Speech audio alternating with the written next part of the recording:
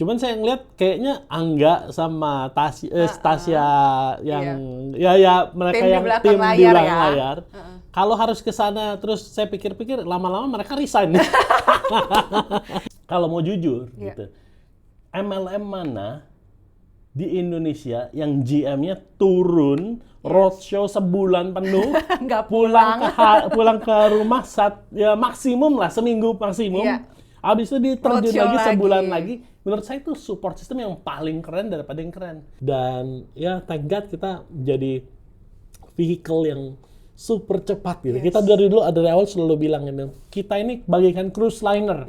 Banyak dulu MLM tipenya speedboat. Jadi speedboat itu bisa achieve, tapi jadi pirates gitu.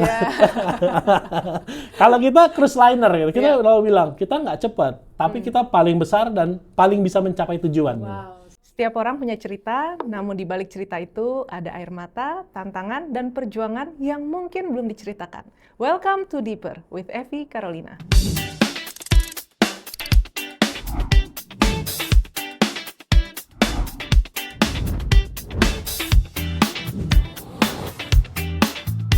Welcome to Deeper with Evi Carolina. Kembali lagi ke Deeper with Evi Carolina, dan saat ini aku happy banget karena berkesempatan untuk kedua kalinya interview langsung gitu ya, dengan dekat gitu ya, dengan founder dari AFC Life Science Indonesia. Dan kita mau tanya-tanya lebih lagi karena memang aku selalu lihat Bapak ini itu sosoknya itu selalu yang kayak penuh dengan positive vibes, ya, ceria, humble, dan ini yang aku rasa banyak sekali dari member-member kita tuh yang benar-benar terinspirasi ya, bagaimana kok seorang leader yang udah sangat sukses tapi kok begitu rendah hati banget. Ya, langsung aja kita sambut Pak Ernest Prayudha. Oke, thank you. Pak Ernest, ini aku happy banget nih, udah kedua kalinya bisa interview. Tapi ini pertama kali di tempat yang baru ya? Iya, benar, studio. Dan waktu itu awal-awal interview itu kan Bapak salah satu yang pertama tuh Pak ya. Ya zaman masih ya kayak gitu, masih gugup-gugupnya. Kalau sekarang jam terbang udah tinggi ya? Pak, enggak juga sih Pak. Tapi kan aku lihat ini kayak, wah gila sih, AFC itu luar biasa banget. Karena aku lihat studio kita ya benar-benar tuh sampai diperhatikan banget Pak. Sampai akhirnya ini kayaknya harus dirubah, ini jadilah studio ini. Iya. Tapi tahu cerita latar belakang bikin studio di sini? Enggak. Gimana Pak? Jadi gini, waktu kita studio di sana, memang semua kan oke lah, keren, bagus, sudah ready gitu kan. Cuman saya ngeliat kayaknya Angga sama Stasia yang mereka yang tim di belakang layar. Kalau harus ke sana terus saya pikir-pikir lama-lama mereka resign. Tapi ini good point juga Pak. Kalau di sini saya bisa nyetir sendiri karena rumah saya juga dekat gitu. Jadi dan belum lagi kayak host satu lagi Ernesta, dia dari mana harus ke sana. Benar-benar. Jadi kita pikir wah, ya sekarang masih kuat gitu ya. Cuman nanti beberapa kali lagi wah bisa-bisa semua pada bubar nih gitu kan. Jadi ya terus waktu itu juga idenya cepat-cepat aja. Wah, ini memang ada tempat di sini yang nggak dipakai. Terus kita pikir, udah cepet deh kita kerjain. Ini hitungannya berapa ya? Berapa minggu ya? 10 hari. 10 hari ada ya? Finishing 3 minggu ya? 3 minggu ya? 3 minggu. Ya makanya idenya langsung dibikin truk gitu. Dan ya lumayan untuk hasil yang cepat gitu. Gerak bagus cepet. Bagus banget. Ya itu ya, aku lihat dari AFC itu selalu mikir yang terdepan gitu ya Pak ya. Selalu dipikirkan kayak hal-hal kecil kayak gitu aja, dan memang ini sangat save time banget juga jadi buat aku dan Ernesta juga, jadi we are very happy gitu. Apalagi ini kayak keren banget, udah bener-bener ala podcast gitu ya. Dan zaman sekarang kan kita lihat bahwa perusahaan-perusahaan yang bergerak di bidang direct selling, nggak tahu deh masih kira-kira ada nggak yang podcast kayak gini tuh, pokoknya ya inilah Pak Ernest, Pak Mike, Pak Niko, aku lihat nih 3 manajemen yang selalu berpikir udah one step ahead gitu ya. Jadi bangga Puji banget. Tuhan, ya, saya kan juga salah satu pengurus di AP2LI gitu ya. Ya, Dewan Penasihat gitu ya. Baik. Ya kebetulan memang di dunia network marketing ini ya puji Tuhan kita adalah salah satu leader ya, market leader gitu. Dan kita yang awal-awal memang pertama kali gitu ya? Pencetus. Jadi gini, kita itu ya nggak tahu ya, God grace ya, God grace. Tiba-tiba diberi hikmat waktu COVID, sementara yang lain nggak bisa ada pertemuan, mereka bingung mesti ngapain. Kita yang pertama kali lewat Pak Niko sih ya. Sebenarnya bukan Pak Niko sebenarnya member yang pertama kali ngejalanin member. Baik. Mereka langsung inisiatif mulai Zoom. Zoom, terus Niko dan nangkep, vibes-nya nangkep. Ya, kita puji Tuhannya untung punya GM seperti Niko yang paham tentang lapangan. Dia langsung, oke, kita Zoom. Nah, jadi kita tuh yang pertama kali dulu Zoom. Dan kita yang pertama kali di zaman era COVID itu, kalau nggak salah, ada 83 MLM tutup waktu COVID. Nggak bisa survive. Karena mereka tahunya cuma table talk gitu kan. Pertemuan lah pertemuan. Ya secara offline. Waktu dimatiin, mereka nggak ada jalan. Saya waktu itu inget banget, saya dipanggil sama Ketua Asosiasi Pak Andrew, tolong nih AFC kasih tahu apa rahasianya gitu. Iya, jadi kita bilang, oh ya ini kita online, kita gunakan teknologi online, Zoom waktu itu. Orang masih bingung, Zoom itu apa? Gitu, zaman itu kan. Kalau nggak salah dulu programnya Zoom itu baru keluar juga. Dulu yang lebih terkenal itu apa ya? Sampai lupa. Padahal dulu kan market ada leader. Home Talk tuh Pak, ada Home Talk. Skype. Skype. Iya, betul. Tapi orang malah lupa gitu. Itu dulu kan itu. Terus kita Zoom. Nah, habis itu nggak lama. Responnya juga positif, Pak. Bisa positif. menjangkau lebih banyak orang kan. Nah, terus juga ya member-member waktu itu sudah mulai jalan lagi, member-member mulai jalanin live dulu, live di IG, betul. live di TikTok, dan Pak Niko yang langsung nangkep nih, wah vibes-nya ini nih, langsung kita yang, jadi kita tuh benar-benar orang tuh sekarang penggerak gitu ya Pak ya? Memperhatikan apa yang dilakukan AFC gitu. Memang nggak mudah loh, nggak mudah untuk perusahaan bisa absorb dan langsung suruh semua melakukan gitu ya. Betul. Nah itu bagusnya di AFC ya nilai kita plusnya nilai plusnya kita selalu apapun gerakan kita terdepan gitu betul. Dan sekarang ya kita mau mulai podcast ini gitu lah. Saya juga awalnya gimana Pak responnya? Ya, apa hubungannya? Ini juga baru juga sebetulnya kayak apa hubungannya podcast direct selling dengan direct kayak selling gini, gitu ya. Iya. Tapi ya learn by doing gitu ya. Maksudnya ternyata dari sini kita bisa banyak belajar pengalaman leader-leader besar. Oh, begini loh ternyata perjalanan hidupnya, kisahnya, cerita gitu, mereka yang mungkin kita bisa pelajari. Nah, jadi buat yang belum pernah nonton podcast, atau yang dipromot nih ya. Iya, atau yang kayak apa sih? Masih bingung. Bingung. Masih nggak yakin kemarin gitu ya. Saya ada ikut salah satu tim kita ngadain jalan sehat gitu ya. Terus kita ngumpul, banyak yang bertanya gini, saya sudah berjuang nih selama 1 tahun, tapi kok gini-gini aja ya, nggak maju apa. Nah, salah satunya adalah lewat podcast ini harusnya kalian bisa belajar gitu ya. Apa yang dilakukan orang-orang, ya, leader-leader besar itu seperti apa, melakukan apa. Nah, makanya harus rajin. Nah, ada yang bilang gini, AFC apaan sih? Nggak ada. Dulu nih dikomplain banget nih, komplainan terbesar AFC adalah tidak punya support system. Nah, terus kan kita tanya dong, apa sih? Ya maksudnya saya dan Mike itu bukan orang dari network marketing gitu. Betul. Waktu ditanya support system MLM itu apa? Oh itu, jadi saya dikasih lah kaset-kaset, kan member lama MLM lain kan. Saya dikasih CD, dikasih buku, dan saya pelajarin. Of course itu saya kan suka mempelajari gitu ya. Terus saya dengar, ini mah cuman kayak dengerin kaset yang kita harus beli gitu, kaset orang. Terus begini, terus buku. Kayaknya old school banget sih. Support system yang dimaksud ini old school banget gitu. Yang dibilang AFC nggak ada support system.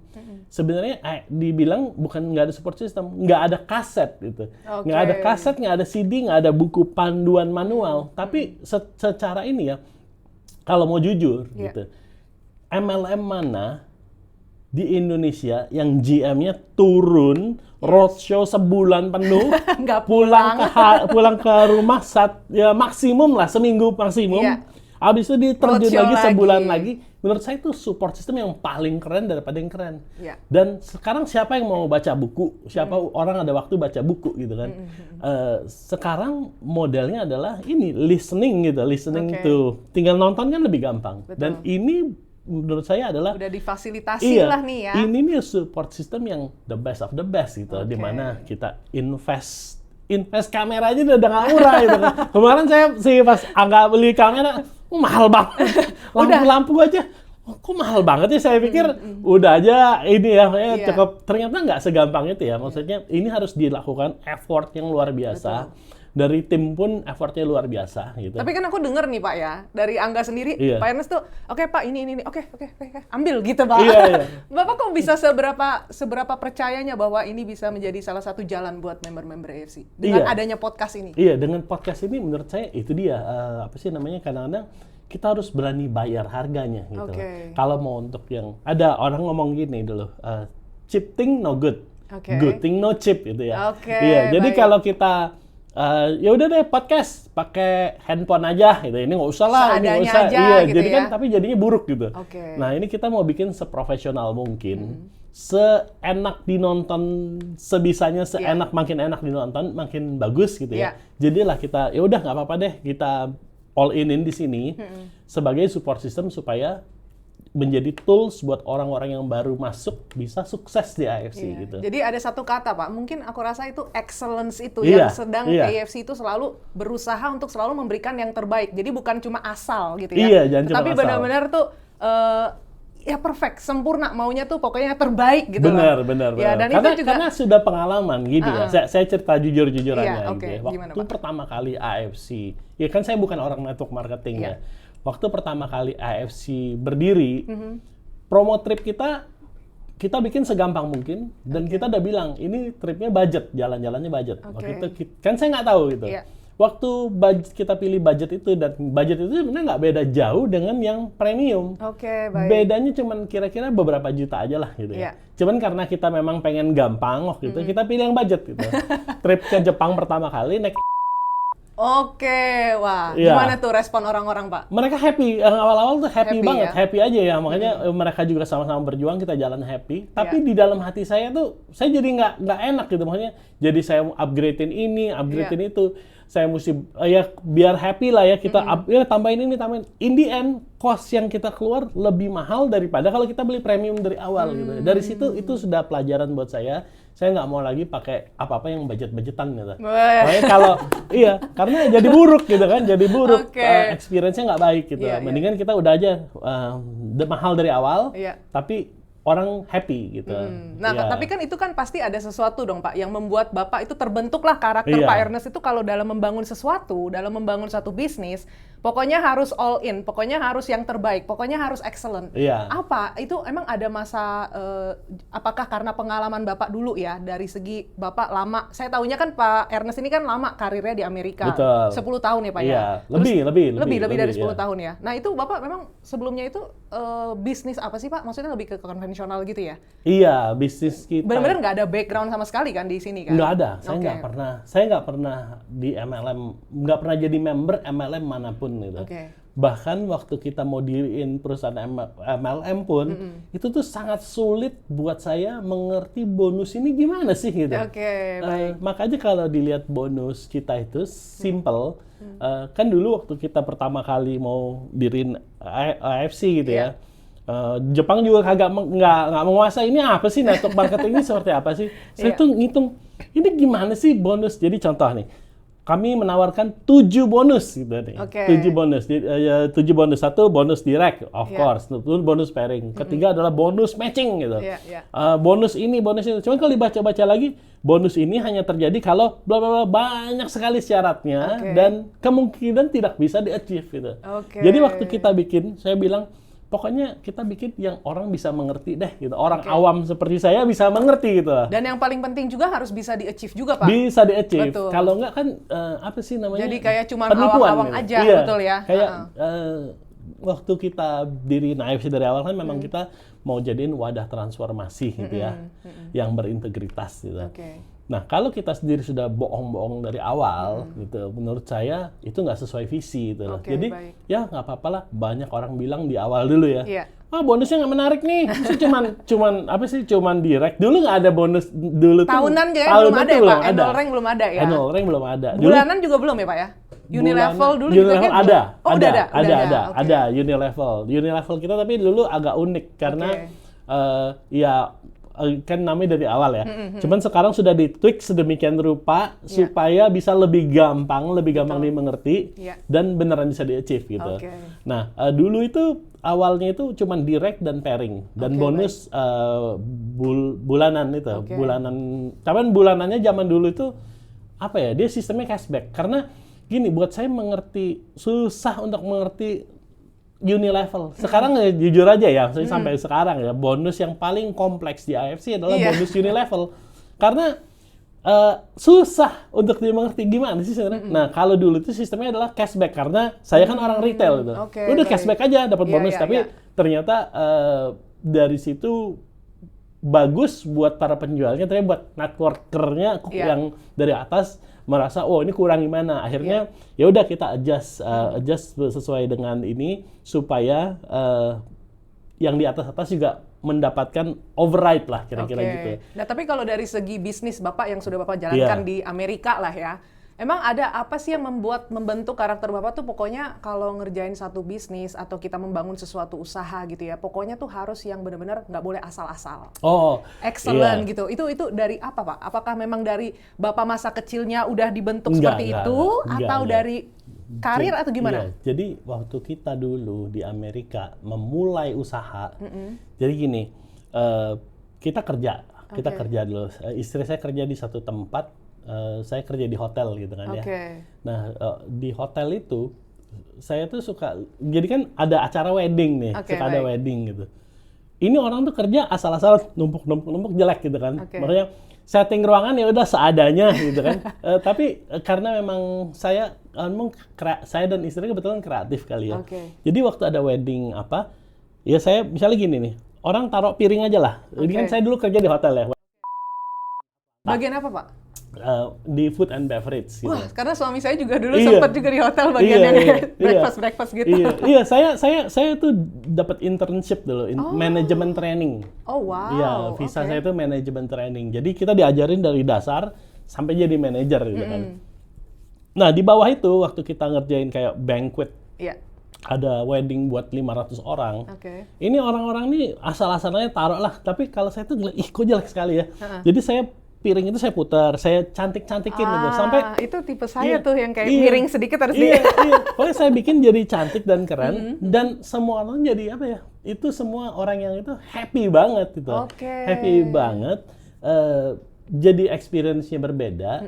Nah, terus istri saya kan juga kerja di satu tempat.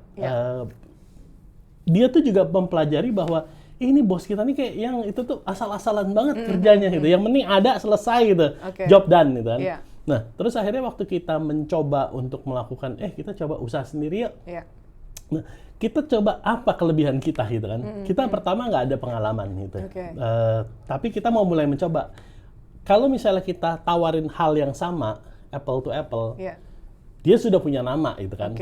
Kompetitor kita udah punya nama. Berarti kita harus kasih lebih nih. Apa sih? Service yang lebih, penampilan yang lebih.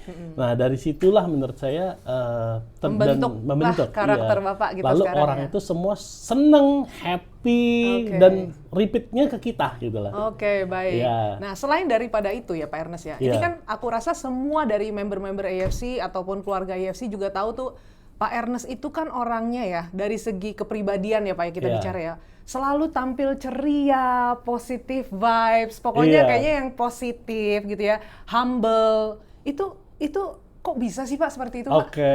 Itu ya sebenarnya ada beberapa hal sih ya. Nomor satu, mungkin nomor satu gini, dulu saya pernah di Amerika itu, of course dari agama saya kan dari latar Kristen gitu ya. Saya tuh pernah di Amerika ke beberapa gereja lah gitu ya. Di gereja Indonesia dan lain-lain. Nah, satu-satu saya pergi waktu saya pindah ke kota Houston, saya tuh pergi ke gereja, salah satu gereja terbesar di Amerika lah, namanya Lakewood Church gitu ya. Bapak dari situ.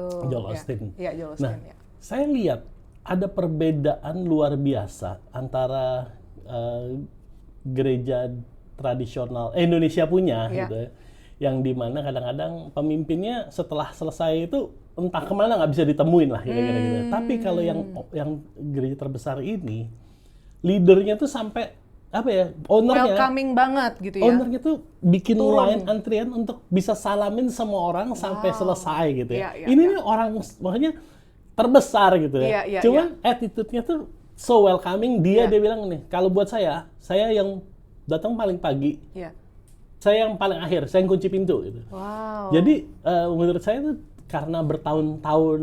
Jadi Bapak udah selama ini udah berjemaat di sana juga ya iya, Pak ya? iya. Jadi melihat seperti itu ya? Melihat seperti itu dan saya pikir, wow, kalau maksudnya, dan bos saya dulu pernah bilang gini, saya pernah kerjakan, bos saya pernah bilang gini katanya, kalau lo mau sukses, prinsipnya sama gitu, lo mesti datang paling pagi, pulang paling malam, paling akhir. Itu wajib gitu. Lo mesti ada di situ selalu, baru bisnis lo bisa sukses. Jadi kayak apa ya, siraman-siraman nasihat seperti ini yang bikin saya membentuk Bapak sekarang lah ya. Iya. Oke. Jadi itu yang membuat karena itu lah Pak. Karena saya lihat itu dan salah satu juga yang membuat saya juga di awal-awal saya ada gabung di IFC, kebetulan kan waktu itu tahun 2020 akhir ya Pak saya mulai menjalankan. Dan waktu itu ada satu bagian, karena kita bicara tentang Bapak lama di US, Bapak bilang kita mau adain doa bersama. Waktu itu kita Zoom ya. Itu menurut aku sesuatu yang wow gitu. Karena zaman sekarang nggak mudah tuh Pak, ya kan? Walaupun kita berbeda gitu ya, tapi Bapak bisa menyatukan dari orang-orang dari berbagai background gitu ya, untuk kita sama-sama berdoa sehati untuk Indonesia. Bahkan yang bikin aku lumayan jadi eye opening banget, sampai Bapak tuh ambil gitar bersyafaat. Jadi ya itulah luar biasanya yang aku lihat di sini. Tapi intinya gini sih, jangan ambil agamanya ya, karena agama ini, banyak lah orang berkoar-koar, banyak yang nggak benar juga gitu kan. Tapi dari seluruh agama yang ada di dunia, semua ada mengajarkan tentang love and peace gitu kan.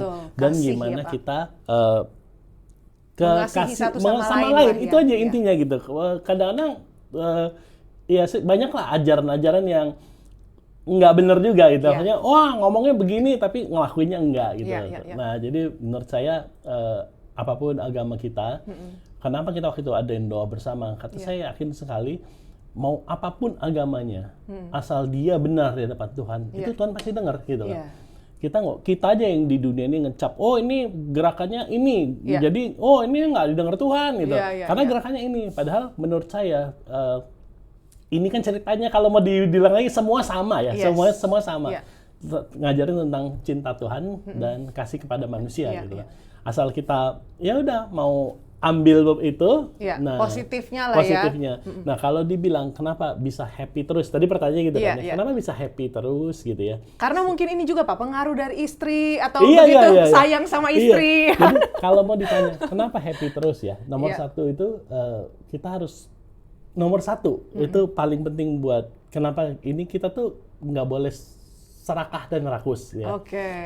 Saya jelasin dulu kenapa, maksudnya gimana sih? Contoh gini, IFC udah maju nih. Dulu waktu pertama kali didiriin gitu ya. Of course kita punya ambisi yang besar gitu ya. Kita pengen ada hotel, kita pengen punya rumah sakit, kita pengen punya ini punya itulah. Dari awal tuh pengennya begitu. Tapi setelah saya lihat gitu ya, saya ngobrol sama banyak orang, saya belajar di bisnis ini, saya banyak ketemu konglomerat juga gitu kan, pengacara-pengacara super kaya terkenal juga member gitu kan. Saya banyak belajar. Saya pernah diundang ke salah satu rumah konglomerat di Indonesia, gitu, yang member juga pada waktu itu ya. Dia datang, saya datang ke tempat dia, ditunjukin ini rumah saya, gitu. Ini tuh, kamu lihat ruangan itu. Itu tempat saya meeting sama pejabat, gitu. Mobilnya mewah. Tapi dilihat kok mukanya kayak nggak ada sukacita gitu ya. Kurang, kurang ada sukacita, kayak penuh dengan beban berat. Terus Helen udah bilang, Nes, ini IFC waktu awal-awal ya, masih awal-awal dia bilang gini, Nes, coba kamu lihat deh muka orang itu, aku nggak mau kayak dia gitu lah. Dia punya banyak aset, dia punya banyak ini, cuman mukanya seperti itu gitu. Nah, kenapa tau nggak? Kalau kita baca beritanya, orang ini ada masalah sama negara, ada ini, ada itu, ada kasus ini, kasus itu gitu kan. Nah, tahu nggak kenapa? Si Helen pernah bilang, itu karena dia terlalu serakah, pengen ini, pengen itu, pengen ini, pengen itu. Nah, kalau si Helen ini prinsipnya adalah nomor satu, kita jangan pernah punya utang. Karena punya utang itu akan bikin kita nggak happy gitu lah. Nah, jadi karena biar kita terlalu happy, nomor satu, janganlah berhutang. Kalau ada hutang segera bayar gitu ya. Oke, baik. Karena kalau kita berhutang, terus kita nggak bayar, terus kita malah have fun gitu. Ini nih orang tuh ngomong gitu, ngucapin kutukan gitu kan. Oke, baik. Dan itu tuh kita ini secara hidup ini nih nggak cuman kita hidup secara fisik. Kadang-kadang kita tuh suka lupa ada yang dalam tanda kutip gitu ya. Karma istilah gitu kan. Itu akan balik gitu loh. Nah, makanya again Kak Helen, ya saya suka belajar prinsip Helen karena saya tuh suka lihat dia tuh selalu dalam hidupnya Helen itu, saya lihat yang bikin dia happy adalah kalau dia memberkatin orang lain. How to make other people smile. Itu yang bikin dia happy gitu loh. Kadang-kadang dia beli roti nih. Terus dia lihat satpam, dikasih gitu. Jadi dia kadang-kadang belanja gitu. Dia kadang-kadang belanja apa banyak gitu. Kayak kita jalan-jalan ke Jepang, berkoper-koper gitu. Begitu pulang dipajang foto itu, banyak gitu. Begitu lusa, ini mana? Udah dikasih ini, udah dikasih itu. Iya, habis gitu, habis. Dan tapi dia di situ happy gitu loh. Happy dan ya dia bilang gini, kalau kita sharing happiness, dan orang itu mendoakan kita gitu ya. Oh, thank God ya. Oh, ini ya Tuhan berkati ya atau apa gitu ya. Itu tuh nggak tahu, dia tuh Helen tuh sangat happy kalau dia bisa menjadi berkat buat banyak orang gitu. Dan dari situ istri yang happy, of course suami juga happy gitu happy ya. Wife, happy life. Iya. Nah, nomor satu itu kita nggak boleh serakah gitu. Tahu batasnya cukup tuh di mana gitu. Jadi kadang-kadang gini ya. Ini ada tawaran nih, apa sih tawaran bisnis ini, bisnis itu. Taunya saya belajar dari konglomerat ini ya. Mereka punya aset yang jalan nih, bisa menghasilkan ratusan miliar misalnya gitu. Terus dia mendirikan satu bisnis lagi gitu. Tapi bisnis ini merugi puluhan miliar. Dia dirikan bisnis lagi, rugi lagi. Jadi dari sini dia bagi ke sini, akhirnya kesel kan. Harusnya gue nggak dari awal gitu. Nggak usah begini gitu kan. Ada bahkan in the end ada yang masuk penjara gara-gara pinjaman ini, pinjaman itu gitu. Nah, nomor satu tuh nggak boleh rakus. Kita harus tahu batas cukup. Yang penting cukup tuh di mana sih gitu ya. Maksudnya kita kalau sehari-hari hidup itu misalnya oke lah gue butuh 3 juta atau 4 juta. Itu batas cukup gitu ya. Nah, kita harus tahu di mana sih batas cukup kita gitu. Asal itu sudah cukup, sisanya kita bisa investment atau bagiin ke orang gitu loh. Jadi blessing buat other gitu. Menurut saya kenapa AFC ini bisa bertahan sampai segini lama, tetap market leader gitu ya. Kita tuh nggak pernah rakus gitu ya. Rakus dalam artian pengen ngambilin duit member gitu ya. Dan banyak gitu ya, banyak di luar sana. Sayangnya waktu kita pelajarin tentang why, dulu pertama kali kita mau bikin AFC, saya itu kan belajar kan, ngeri kan, ini bisnis yang sangat mengerikan sebenarnya. High risk, ini diklasifikasi Kemendak, bisnis network marketing adalah bisnis high risk, makanya dipenuh regulasi gitu kan. Nah, dan di sini nih banyak, ya sorry ya, bukannya mau menyinggung, tapi kalau tidak hati-hati, banyak orang yang menjadi rakus gitu, menjadi rakus akan duit gitu. Dia akan pengen curi duit member, caranya gimana? Bikinlah promo-promo yang menjebak, bikinlah ini itu yang nggak achievable. Akhirnya orang mengutuki gitu kan. Nah, di kita semaksimal mungkin kita nomor satu, kita tuh jarang sekali promosi yang aneh gitu kan. Kenapa gitu? Nomor satu, kita halangin orang supaya nggak nembak-nembak gitu ya. Jangan mau sales aja terus. Sebenarnya sebagai apa ya? Sebagai perusahaan di dunia manapun pengen sales gitu dan nggak peduli akibatnya gitu ya. Yang penting ambil dulu sekarang. Nah, kita tuh di AFC itu berusaha supaya ini nggak terjadi gitu lah. Yang kedua, kita tuh selalu balikin lagi uangnya ini ke perusahaan gitu. Jadi kita tahu batas cukup gitu ya tadi, batas cukup. Misalnya untuk operasional kantor, untuk ini, untuk itu dan lain-lain X amount. Ya adalah selebihnya ini harus diinvestasiin ulang ke perusahaan supaya ada next ini kayak kita waktu mau bikin ngomong sama Jepang nih ya. Kita butuh produk baru nih. Itu tuh nggak gratis gitu loh, mau dong ini gitu loh. Itu butuh effort butuh biaya, butuh penelitian, butuh orang pergi ke sana ke sini mencari bahan tersebut, melakukan kerjasama. Di Jepang pun di belakang layar tuh sangat sulit. Wow. Dan orang Jepang itu nggak gratisan gitu kan. Iya. Semua ada biayanya. Oke, lo mau develop new product, X amount, puluhan ribu dolar yang harus dikeluarin gitu.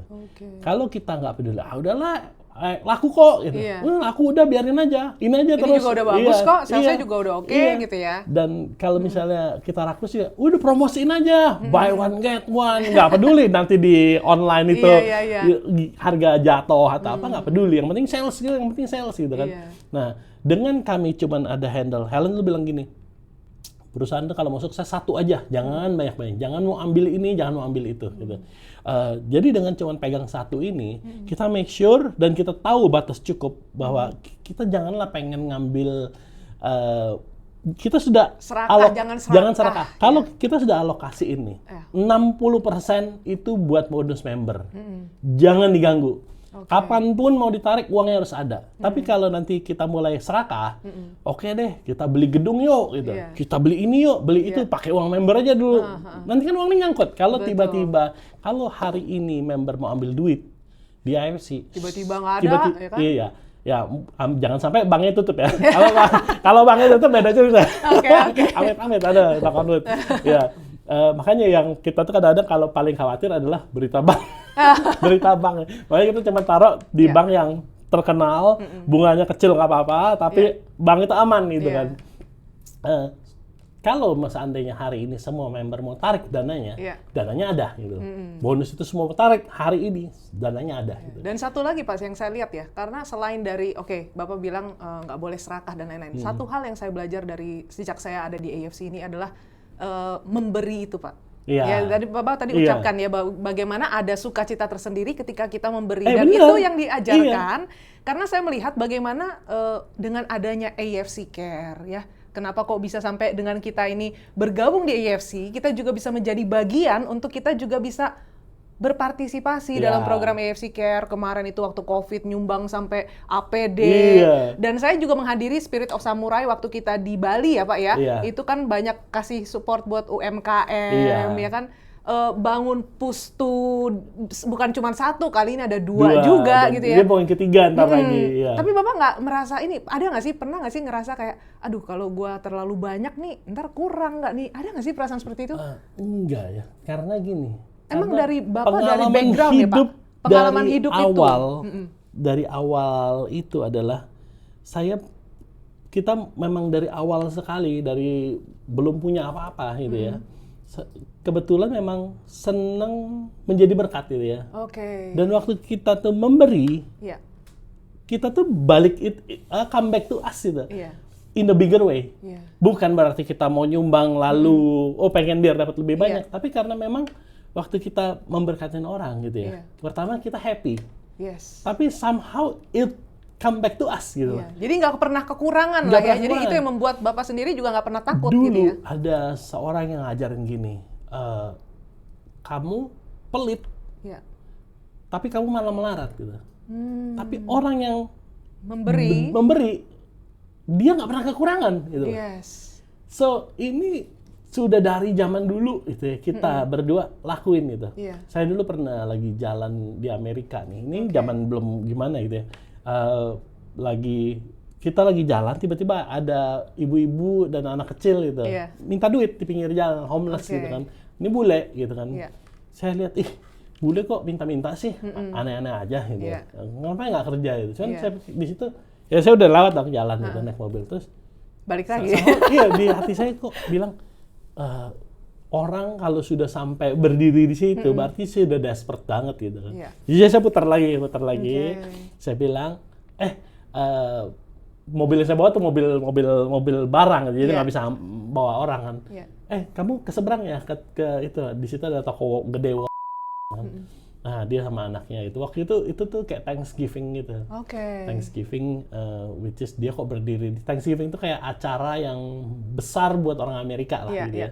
Kok dia malah berdiri minta-minta itu. Terus saya bilang ke ibu ini, kamu pilih deh apa yang kamu belanja hari ini gitu. Terus anak kamu mau pilih apa terserah gitu, beli deh yang kalian mau gitu, saya bayarin gitu kan. Nah dari situ saya ngerasa apa ya, sukacita yang lebih besar, senyumnya orang itu ya, dan tangisnya orang itu kayak bikin sukacita yang bisa bikin saya bahagianya lebih dari dapat duit gitu. Bahagianya lebih dapat dari waktu kita jual perusahaan kita. Di Amerika kan kita dapat panggilan untuk pulang ini. Baik. Salah satu syaratnya adalah kita mau jual perusahaan kita dengan nilai yang cukup besar gitu kan. Waktu dapat cek itu, perasaan kita dapat cek yang besar itu dengan waktu saya melihat senyum si ibu ini, bukan sih nangis, ibu ini nangis dan peluk saya dan ucapin terima kasih. Happiness-nya jauh berbeda yang ini gitu loh. Karena aku rasa juga dari orang-orang yang kita bantu ya Pak ya, terlepas maksudnya mungkin kadang ada terpikir, ini orang kerja nggak sih, gitu mungkin ada ya. Tapi itu udah nggak, kita nggak perlu mempermasalahkan itu. Yang penting bagaimana kita mengasihi mereka, kita memberi, dan itu aku rasa itu yang menjadi, mungkin mereka juga mendoakan juga Pak Ernest gitu ya. Itu jadi semacam yang wah luar biasa. Dan AFC ini waktu pertama kali berdiri, baru berdiri, baru jualan beberapa bulan, lalu Lombok terjadi gitu kan. Nah, kita langsung, pokoknya waktu itu saya decide langsung, kita mau bikin posko gitu untuk membantu gitu. Itu Niko bilang, Pak, ini yang bener aja. Kita gimana nih gitu. Kalau sampai apa-apa gimana nih, belum mulai. Terus saya bilang nggak apa-apa. Ini kita terus dia nanya, ini buat branding aja atau memang ini enggak?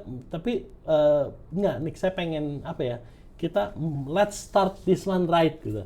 Ya, jadi memang kita beneran pengen ini dimulai dari memberi gitu lah, memberi gitu ya. Akhirnya waktu kita diriin itu, dan saya yakin AFC bisa sampai saat ini sebesar ini, dan ada kutukan MLM. MLM itu 3 tahun, 5 tahun, 3 tahun habis itu nyungsep lah gitu kan. Ya, umurnya dia 3 tahun aja, 3 tahun, yang paling tinggi ya 5 tahun gitu ya. Biasanya orang tuh bilang gitu, nanti tuh ada wave tuh MLM si A, wah 3 tahun turun, nanti ada lagi nih. Nah kita tuh sudah 8 tahun, dan kita super kuat gitu loh, super sampai saat ini gitu loh. Dan saya yakin ini semua terjadi karena kita bisa beneran jadi blessing buat other gitu ya. Makanya menurut saya sampai sekarang kita tetap lakuin AFC Care karena itu bukan cuma sekedar branding, tapi ini adalah panggilan gitu ya. Betul. This is the calling gitu. Jadi inilah misi.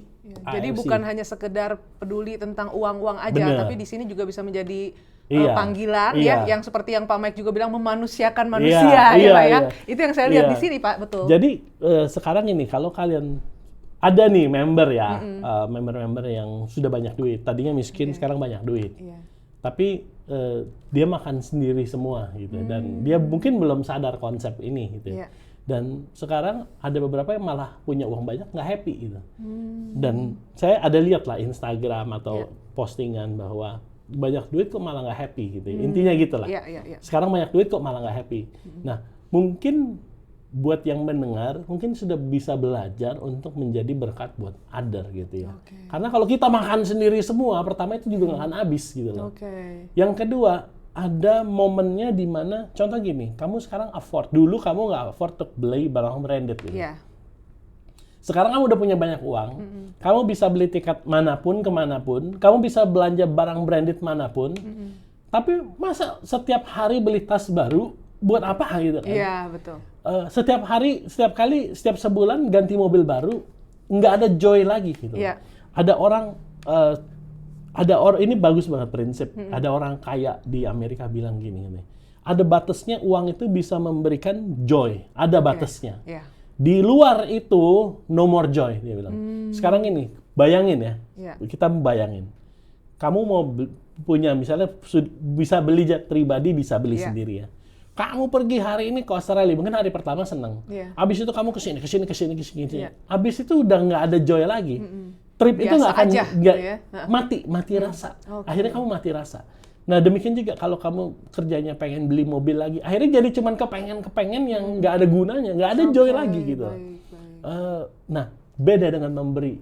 Kalau kita memberi, bahagia itu unlimited gitu loh. Yes. Gimana kita bisa makin jadi berkat? Gimana kita bisa buat orang yang tadinya menderita terus bisa senyum, bisa ketawa? Happiness itu nggak ada batasnya. Wow. Why not we go there gitu. Nah, buat kalian kalau sekarang belum ada duit ya kalian berjuang dulu, achieve mimpi kalian. Tapi jangan sampai lupa suatu saat kita udah di atas ada itu momennya di mana semua itu udah nggak bisa beri joy lagi gitu loh. Makanya kita mulailah menjadi berkat buat orang lain. Nggak usah jauh-jauh, lihat dulu saudara yang susah gitu ya. Orang-orang terdekat gitu. Nah, dari situ barulah kalian akan bisa merasakan joy itu gitu loh. Dan itu mungkin yang juga yang membentuk peran dari segi Pak Ernest itu aku lihat kan orangnya benar-benar kayak mau willing to turun ke bawah ya kan. Maksudnya benar-benar nggak mikir-mikir lah, maksudnya mau sampai angkat-angkat barang kadang beberes lah ke member ke bawah, tim internal juga kayak benar-benar nggak ada gaps gitu, nggak ada yang kayak oh bos nih karyawan gitu. Bahkan aku dengar juga kan Pak Ernest nggak suka dengan kata karyawan, maunya tim internal gitu ya. Itu ya Pak yang membuat mungkin kenapa sih kok Bapak mau sampai Bapak nggak apakah pernah kepikiran? Ini dua pertanyaan yang berbeda. Nomor satu tentang why saya tetap ngelakuin kayak ngangkat-ngangkat kadang-kadang. Waktu kemarin Lebaran kemarin itu Helen, saya, Angga juga ada, terus beberapa inilah kita semua ke gudang, kita pel gudang semua. Gudang kita angkat semua, kita rapihin lagi. Why we do that? Karena kata menurut saya sangat penting. Kadang-kadang juga saya ikutan roadshow Paniko gitu karena menurut saya itu kita tuh harus selalu nginjek bumi gitu ya. So we know gitu. In their position kerja itu keras, kerja itu nggak enak gitu lah. Jadi janganlah kita tuh kadang-kadang nggak nganggap orang gitu ya. Jadi menurut saya itu sangat penting untuk orang yang di manajemen untuk kalau bahasa ini grounded gitu ya, grounded ya. Kayak kalau ada listrik, kalau colokan listrik itu biasanya ada yang tengahnya ya itu ya, ground gitu ya, ground. Jadi kalau listrik itu tambah ground, kita pegang nyetrum gitu kan. Jadi dia harus netralisir gitu kan. Nah, kalau orang di manajemen bagian atas itu dia turun ke bawah, dia tahu kenapa gini. Ada satu orang nih masuk, dia dari perusahaan besar, masuk AFC, bantu AFC. Dia bilang, Ci, kok janganlah terlalu personal gitu. Dia bilang, jangan terlalu personal, ini nggak baik gitu. Nanti ada yang ngiri, ada yang apa gitu kan. Tapi menurut kita, kalau kayak gitu ya nggak apa ya. Jadi kita mulai melihat orang dari, kan ada ini ada bahasa ininya, ada bahasa HR-nya itu job performance itu apalah ya, KPI. Jadi kita cuma melihat orang dari nomor, kalau nggak function dibuang gitu kan. Nah menurut saya kita pengen perusahaan ini semua orang yang kerja di sini happy gitu, nomor satu ya. Yang kedua semua orang di sini bisa achieve mimpinya juga gitu. Nah jadi pertama tuh leader orang atas itu harus tetap turun supaya tahu kondisi lapangan gitu. Nggak cuma menilai orang dari angka-angka yang HR kasih gitu kan. Oh nilai orang ini 2, oh nilai orang ini 3 karena dia nggak bisa menjalankan. Tapi kita bisa tahu nih orang ini kenapa. Kadang-kadang gini, kita ke gudang, orang pada tidur. Manajer yang kita hire ini dari perusahaan besar dia bilang, ini orang tidur-tiduran. Tapi dia nggak tahu bahwa tadi malam jam 2 mereka unload barang gitu kan. Bahkan kalau kamu kapan ada waktu sempat ke gudang kita, di gudang kita sediain kursi yang bisa tiduran kayak kayak lazy boy gitu ya. Kayak kalau ke sinema gitu yang bisa tiduran gitu. Bahkan ada kasur, kita siapin kasur untuk tiduran gitu. Nah, waktu manajer ini datang dari perusahaan besar datang ke gudang, dia langsung laporan. Difotoin semua nih. Ada yang lagi tiduran. Ini tiduran nih, ini. Kalau kita nggak pernah kerja di gudang, kalau waktu itu kita nggak ngepel, kita nggak bersihin, kita nggak tahu betapa beratnya kerjaan itu. Gitu. Iya, karena aku sempat lihat juga tuh di Instagram Bapak ya. Saya salah satu followers dari awal ya, walaupun baru-baru aja di follow sama Pak Ernest. Enggak, tetapi saya melihat waktu Bapak posting sampai Bu Helen itu kemarin yang di kantor Surabaya ya Pak ya. Kantor Surabaya itu sampai benar-benar kayak beresin segala macam. Wah, itu sih yang jarang didapetin ya. Dan mungkin treatment-treatment seperti itu yang membuat para tim internal di AFC ini yang aku lihat tuh lama-lama semua Pak. Ya, ada, nggak usah sebut nama ya, sebut nama nggak nih? Sebut nama. Rata-rata tuh 5 tahun ke atas, ada yang udah mau 10 tahun, 8 tahun ya. Walaupun mungkin kecil ya Pak ya. Maksudnya kita udah bicara perusahaan AFC itu udah sebesar ini, udah berkembang sebegitu pesatnya ya. Tetapi tetap kayak nggak terlalu yang timnya tuh kayak terlalu banyak gimana? Kenapa? Why Pak? Kenapa Bapak memilih untuk punya tim yang kecil tapi solid? Ada nggak sih reason behind that? Reason, jadi gini, culture, it's about culture lagi ya. Nomor satu, kenapa perusahaan kita bisa slim gitu ya? Kita invest di IT yang super mahal. IT kita tuh mahal banget lah. Untuk yang kayak dari segi aplikasi gitu aplikasi. Pak? Jadi ya kan aplikasi ini bicara tentang ratusan ribu orang yang aktif dalam 1 jam. Betul. Di jam yang sama di jam juga, yang sama gitu kan. Iya. Apalagi kalau ending promo itu bisa jutaan. Iya, ya. Kalau kita maksudnya internet itu kan nggak cuman kayak gue bikin website selesai gitu. Ada algoritma, ada AI-nya juga, ada bandwidth juga, ada kapasitas storage dan lain-lain gitu. Kita tuh spend miliaran per bulan untuk supaya jalur ini lancar gitu loh. Ya kayak membangun infrastruktur tapi secara digital. Sehingga tidak memerlukan banyak orang gitu. Nah, tapi orang-orang yang ada di sini, mereka give their life gitu kan. Nah, kita bilang gini, AFC wadah transformasi gitu ya. Banyak orang hidupnya berubah gitu. Tapi kalau kita lihat lagi nih, ada contohnya kita suka nonton video tuh ya. Oh, dia kerja 20 tahun di burger apalah di Amerika. Hanya dikasih kayak apalah sertifikat gitu dan akhirnya ya hanya what gitu. Gua wasting my life dong gitu ya. Nah, dan di Indonesia pun banyak gitu. Perusahaan itu hanya ya udah Anda sudah kerja terima kan kasih itu udah dibayar gitu kan. Terima kasih dan dia pulang dengan mungkin kecewa gitu ya. Nah, di sini kalau Helen tuh selalu bilang gini, dia lihat ya udah apa sih orang nggak usah banyak-banyak gitu ya. Tapi kita bisa beneran take care lah. Take care gitu. dengan sangat take ini care ya. Supaya apa? Supaya in the end ya tetap ada yang maksudnya sesuai dengan ininya ya, kontribusinya gitu.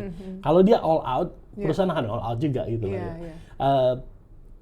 Dan dia tuh, Helen bilang, ini nih someone's husband, someone's dad gitu ya. Jadi ya jangan sampai apa ya, kerja di sini lalu jadi malah susah gitu ya. Ada cerita nih, ada cerita. Gimana Pak? Jadi ini cerita yang mungkin salah satu staff zaman dulu ya. Udah lebih di atas 5 tahun nih kayaknya nih, yang Bapak post juga nih jangan-jangan nih ya. Udah lama, zaman dulu gini. Jadi dia kerja udah lama, dia punya mobil gitu kan awalnya.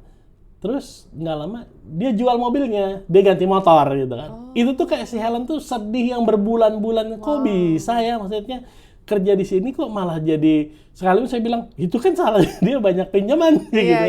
Tapi saya bilang, tapi kok dia bisa banyak pinjaman, why gitu kan, why. Jadi dia kayak mulai nge-review lah, kayaknya nggak bisa loh. Bahkan si Helen tuh punya satu mimpi yang belum saat ini masih pengen belum terrealisasi.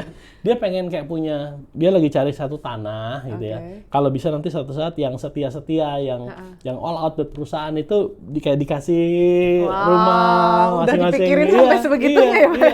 Ya kalau sekarang ada ya beberapa yang kayak sekarang ada yang tadinya gini, kayak kamu kerja nih, mau kerja tapi kalau kerja dimanapun, sehebat apapun, kayaknya kalau untuk membeli rumah, apalagi mencicil dalam kondisi sekarang kayak itu sangat sulit gitu ya. Maksudnya dengan bunga yang nggak jelas gitu kan, cicilan 30 tahun bunganya berapa gitu loh.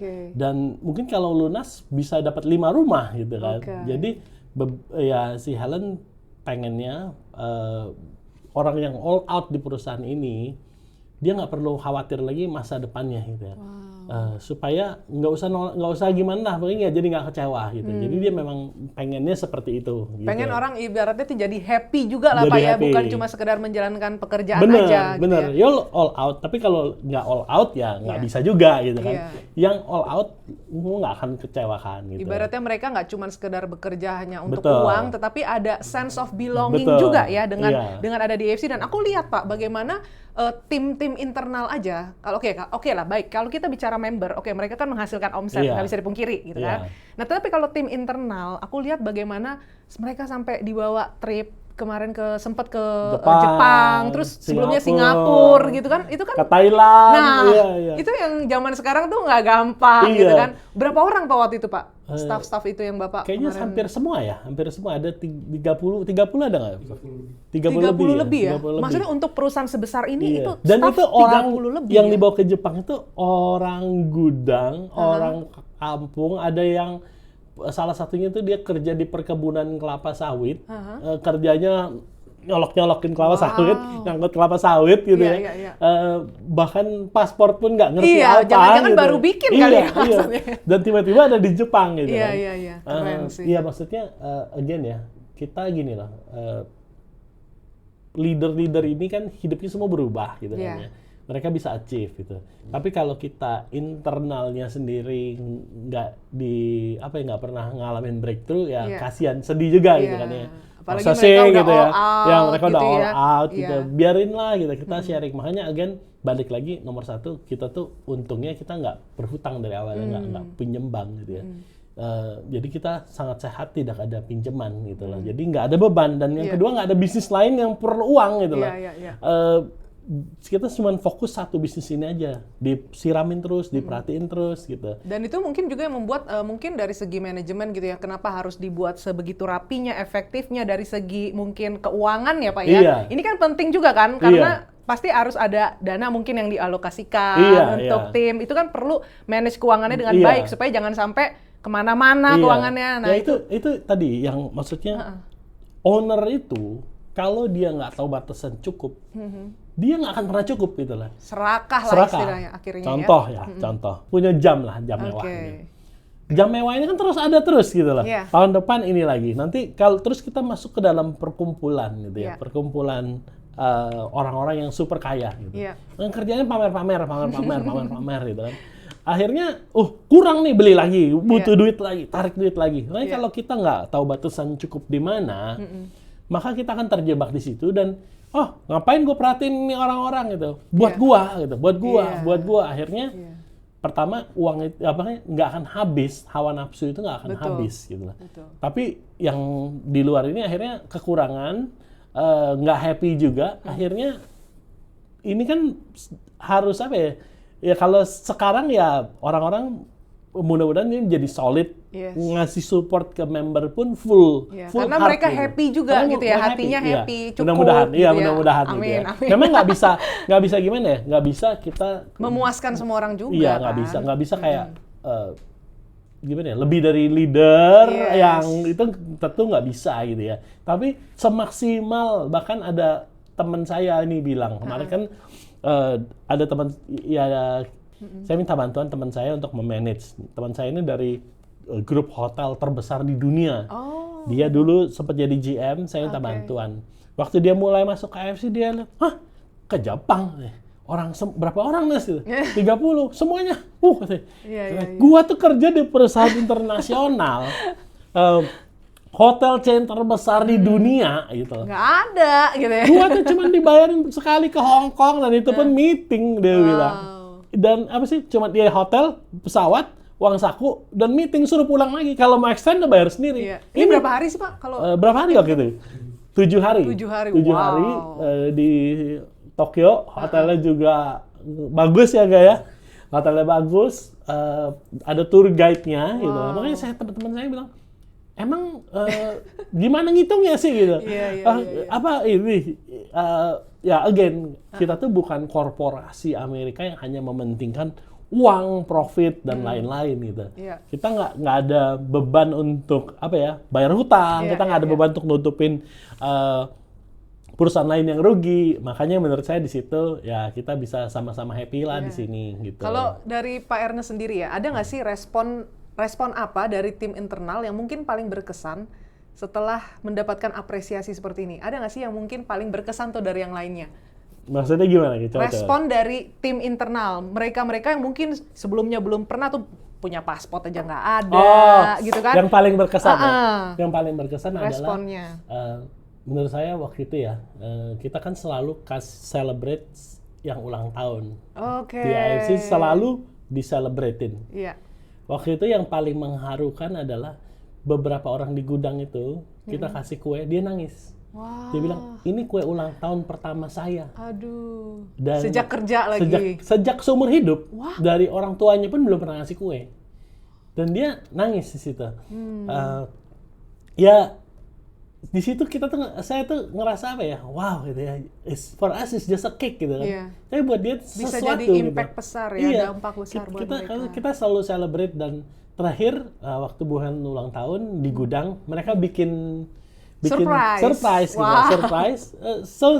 Simple lah, ada balon, ada apa. Waktu nyanyiin birthday gitu, ya saya juga nangis sih lah. Si Helen nangis gitu, makanya wow, apa ya?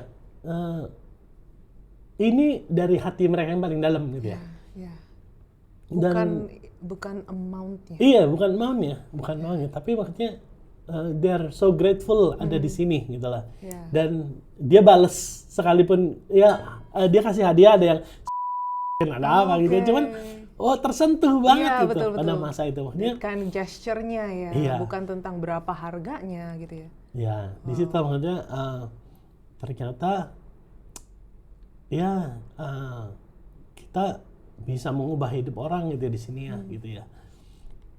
Ya gitulah yang paling berkesan sih itu ya, maksudnya kita celebrate someone's birthday, ini cake pertama mereka gitu lah. Apalagi kalau dibawa ke Jepang, apalagi dibawa kemana gitu ya. Dan ya I'm so grateful kita bisa ketemu orang-orang yang luar biasa, yang bisa support, yang ya kita juga bisa mengubah hidup mereka gitu lah. Ada nggak sih di masa-masa hidup Pak Ernest di masa lalu yang mungkin Bapak juga pernah mendapatkan perhatian khusus dari orang lain yang membuat Bapak tersentuh dan mungkin itu yang membentuk Bapak supaya jadi lebih care lagi dengan orang-orang sekitar?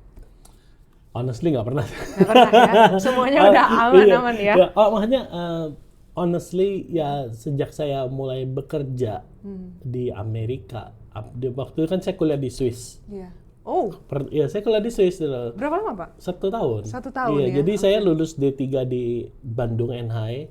Kebetulan ada kerjasama dengan Swiss. Terus saya kuliah di sana dan sempat kerja gitu ya. Di Swiss itu boro-boro kita di-appreciate. Kita tuh kayak kulit Asia ini kayak dianggap yang paling remeh gitu. Jadi dan I wish gitu ya. Jadi justru dari orang nggak pernah menghargai kita gitu ya. Dan di Amerika oke lah gitu ya, oke lah. Cuman dia tetap kerja aja, nothing special gitu lah. Nggak pernah gimana. Dari situlah justru I wish they don't do that gitu ya. Dan di situ mungkin kayak kalau suatu saat aku punya perusahaan, aku nggak kayak gitu lah. Kayak gitu. Justru dibentuk bukan karena orang memberi fasilitas, cuman karena I wish they don't do that gitu lah ya. Karena Bapak pernah ada di masa itu, pernah ada di titik itu ya. Iya. Dan cerita di Swiss itu juga sesuatu yang kalau kita masih ada waktu gitu ya. Belum pernah cerita. Saya belum pernah. Aku rasa member-member juga nggak ada yang tahu tuh Pak. Di Jadi Swiss. Kita itu sebagai orang percaya ya, maksudnya mau dari agama apapun gitu ya. Kalau kita mengenal konsep yang namanya iman, iman itu adalah percaya tanpa melihat, lalu mendapatkan bukti gitu ya. Buktinya bukti dari sesuatu yang belum kita lihat. Benar. Nah, itu iman mau itu dari agama manapun, asal dia mengerti iman, itu percaya hal yang belum ada sebenarnya. Gitu. Nah, sayangnya di Amerika kan banyak orang yang nggak ada agama, orang ateis. Mereka plesetin dengan kata-kata positive mindset. Dan kalau dipelajarin lagi, orang-orang sukses di Amerika semua menggunakan konsep positive mindset. Oke. Nah, sedangkan kita orang yang percaya, kata-kata percaya dengan Tuhan, dan kita tahu ini adalah iman, kita malah oleh penjajah zaman dulu ya, supaya bodoh, kita dibilang terima nasib.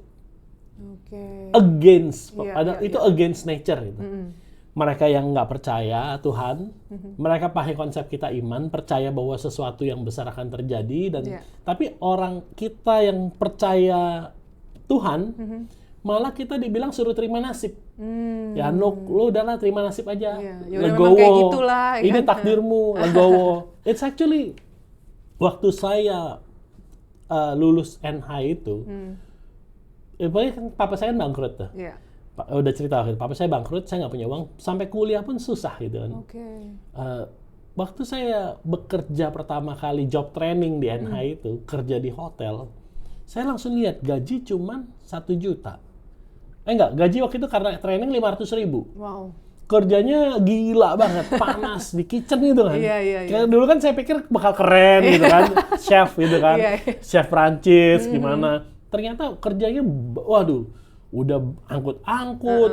Vakum-vakum. Iya, Pak, dan kitchen itu super panas. Wow.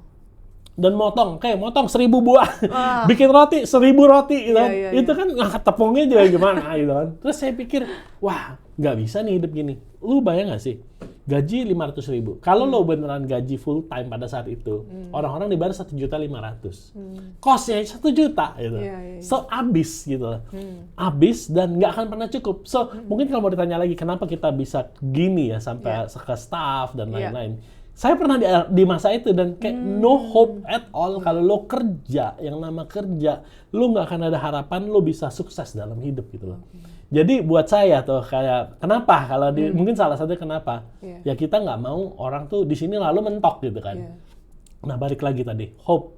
Saya tuh nggak beneran kalau dibilang mah ini gimana ya, kayaknya nggak bisa nih kalau kerja lalu setelah lulus kerja nggak akan jadi apa-apa gitu. Oke. Mama nggak ada modal pertama. Yes. Saya nggak ditinggalin apa-apa selain hutang yang papa yang banyak gitu ya. Yang kedua mau mengubah hidup gimana caranya gitu, Iya. nggak bisa gitu. Berarti saya harus cari modal.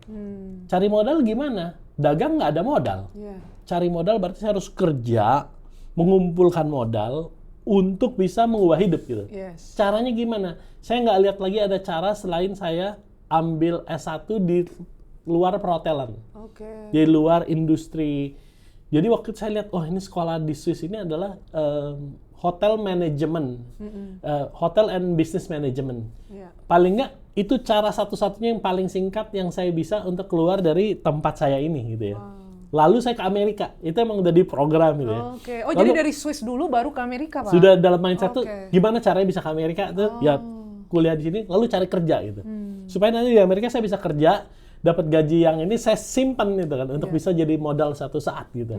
Nah, waktu saya tanya mama, "Mah, ini kuliah di Swiss waktu itu dibutuhkan 22.000 Swiss franc." Oke. Which is kira-kira beratusan juta lah Iya, ya. iya. Mama saya tanya ada uang nggak? Nggak ada, mama bilang. Cuman ada 5 juta. Nah, formulir pendaftaran sekolah ini pun harganya 5 juta. Formulirnya doang 5 juta. Lalu Anda membutuh untuk mengumpulkan uang 50 juta sebelum Anda berangkat. 50 juta itu ngurus visa, untuk ini itu.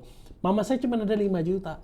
Tapi waktu saya lihat brosur itu ya, tiba-tiba kayak brosur ini ngomong gimana ya, nanti kamu ada di situ. Gitu. Yakin dan percaya gitu. Iya.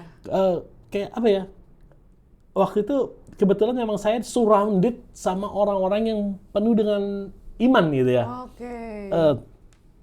Iman itu harus percaya, yakin. Kalau lu yakin kan Tuhan bisa melakukan maksudnya gini, itu semua cerita yang kita pernah dengar, Musa membelah laut gitu ya. Itu tuh terjadi. Karena Coba kamu bayangin gitu. Kamu memimpin 1 juta orang untuk keluar dari Mesir. Iya. Itu lu mau dibunuh sama orang Mesir itu di Yes, belakang gitu. betul. Tiba-tiba ada kayak ini akan terbelah gitu. Iya. Lu bayangin lu ada di situ gitu loh.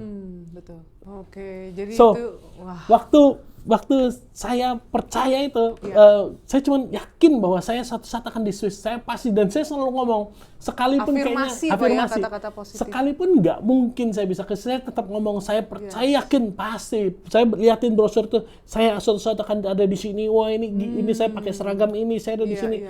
Dan itu selalu saya omongin, saya percaya, yakin uang itu kayak nggak ada masalah. Wow.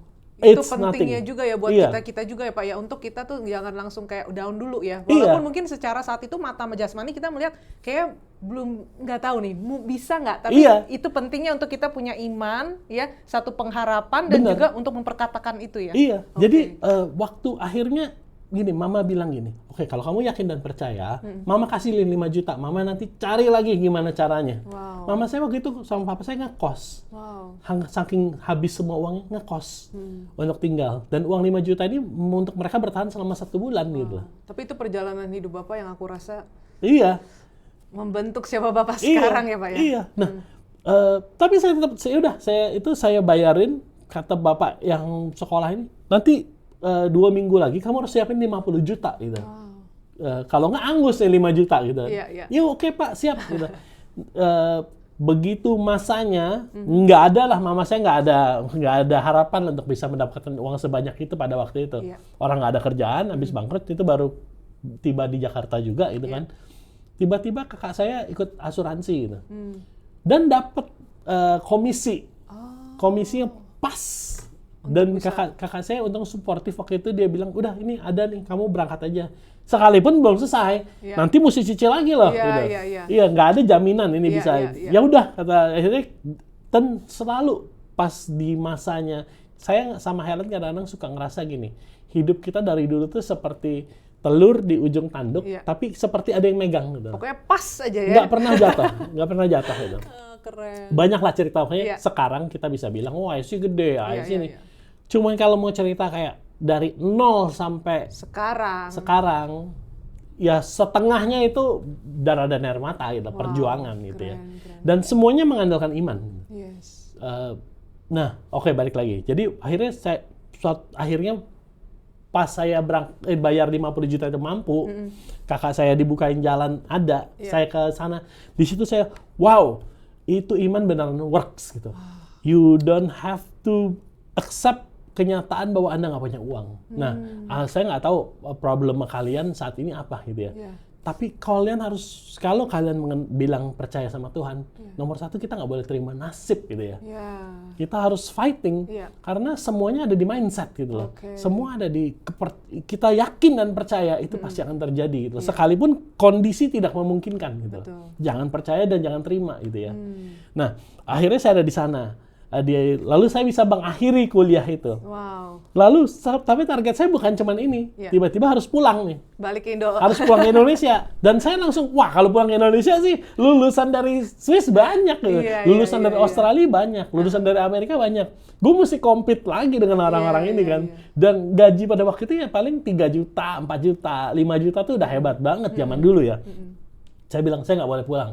Saya harus ke Amerika, gimana caranya? Dan itu saya mulai lagi prinsipnya sama.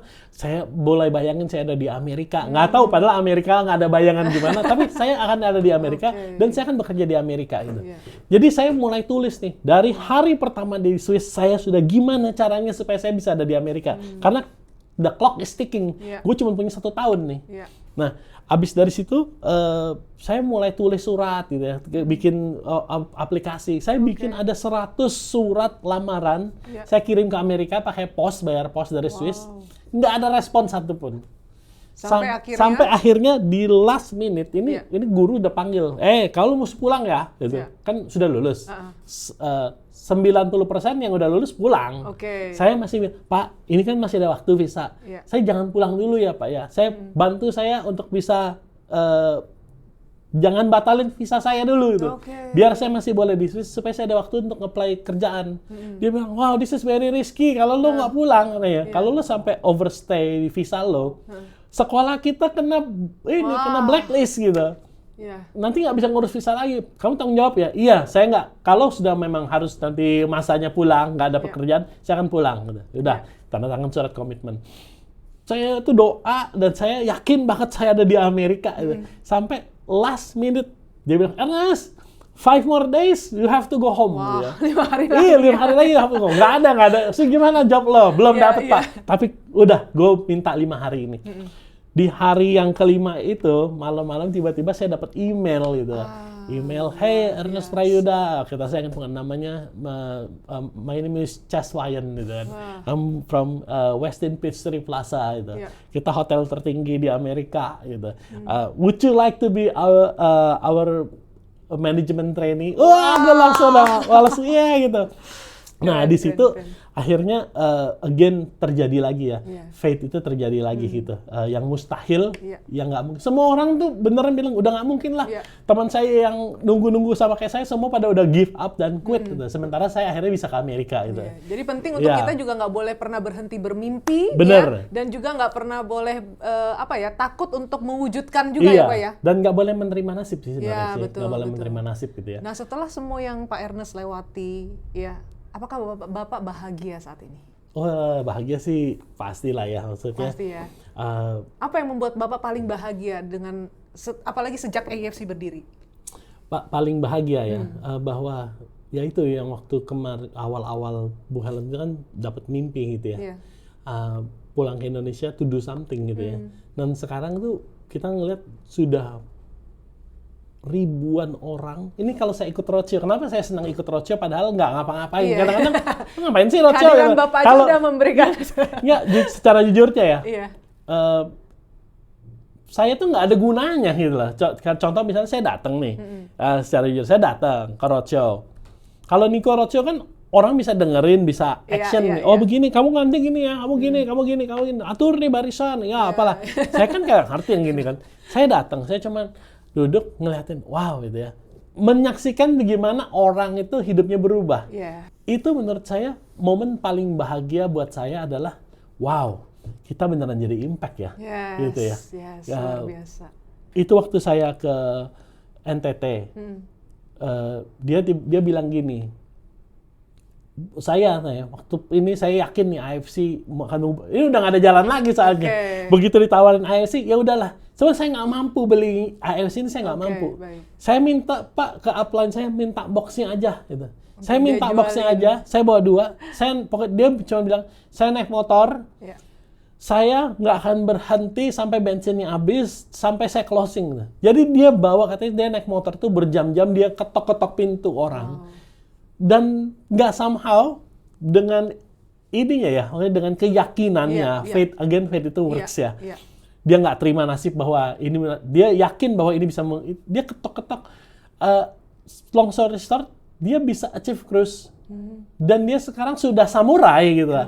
Income-nya ada ratusan juta gitu lah. So, menurut saya yang paling bikin bahagia adalah bahwa ya lewat AFC ini beneran hidup orang tuh tertransformasi gitu lah. Seperti visi kita yang jadi wadah transformasi ya. Coba kalau seandainya kita waktu itu nggak nurut gitu ya, nggak percaya bahwa lewat AFC ini banyak hidup bisa berubah. Itu tuh gimana ya?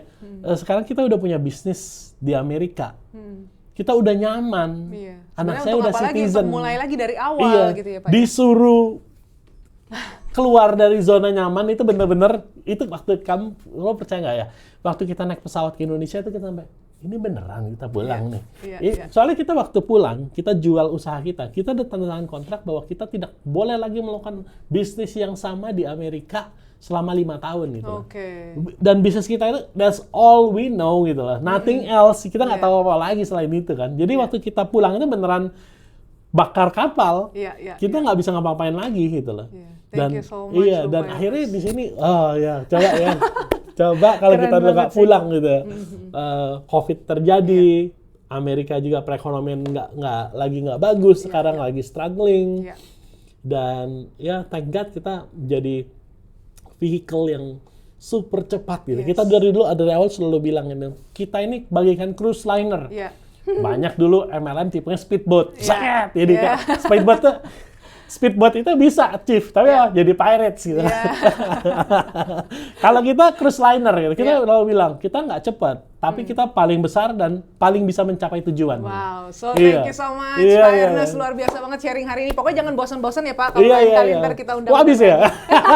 Sebenarnya masih banyak. Masih banyak Pak, nanti kita lanjut lagi Pak. Iya, sebenarnya masih banyak banget cerita-cerita yang apa ya, yang gimana iman itu bisa mengubahkan situasi gitu ya. Nah, mantap nih. Ini yang harus, pokoknya teman-teman tuh nggak boleh, pokoknya pantengin terus aja podcast-podcast AFC, pasti kita akan membahas lebih banyak lagi. Tapi on behalf of seluruh keluarga besar AFC, aku mau ucapkan terima kasih buat Pak Ernest, Ibu Helen, Pak Mike, Ibu Pipi, dan Pak Niko, dan Kak Tiara juga. Aku rasa peran daripada Bapak dan manajemen di sini yang membuat kita ini jadi terus tetap semangat juga Pak, karena kita melihat bahwa manajemen itu juga sebegitunya terhadap kita ya, itu yang membuat kita itu jadi semangat juga untuk kita semakin mengasihi orang-orang di sekitar kita, semakin peduli lah Pak, karena zaman sekarang tuh susah ya, tapi kalau dengan adanya AFC ini aku lihat bahwa hidup kita bisa bermakna, hidup kita bisa jadi dampak bagi orang banyak, dan aku cuman berdoa Tuhan boleh pakai Bapak dan seluruh Pak Mike dan Pak Niko juga diberikan kesehatan terus Pak,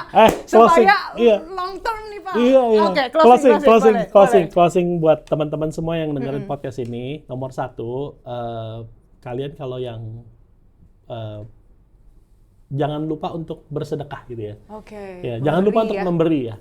Karena kalau kalian lupakan itu gitu, apalagi yang sudah achieve ranking gitu ya, kalian nanti nggak akan bahagia gitu intinya gitu ya.